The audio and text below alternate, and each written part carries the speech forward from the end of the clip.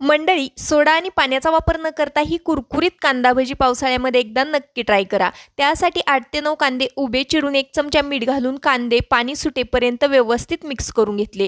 1 चमचा जाडसर वाटून घेतलेले धने, अर्धा चमचा जिरे पूड, अर्धा चमचा ओवा, अर्धा चमचा लाल मिर्च पावडर, पाव चमचा हळद पावडर, बारीक चिरलेली कोथिंबीर, 2 चमचे यामध्ये तांदळाचं पीठ घातलं आणि 1 वाटी भरून इतकं बेसन पीठ थोडं थोडं करून घातलं आणि अशा पद्धतीने पाण्याचा वापर न करता हे पीठ हाताने व्यवस्थित असं प्रेस करत मळून घेतलं.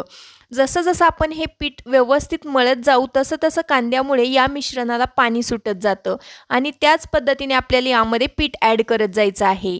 पीठ मळून झाल्यानंतर सर्वात शेवटी 1 चमचा कडकडीत तेलाचं मोहन घालून मिश्रण व्यवस्थित असं मिक्स करून घ्यायचं आहे. कडकडीत तेलामध्ये हे भजे तळण्यासाठी घालायचे आहेत. मस्त खमंग आणि कुरकुरीत अशी भजी बनवून तयार होतात. व्हिडिओ आवडला असेल तर पटकन एक लाईक नक्की करा.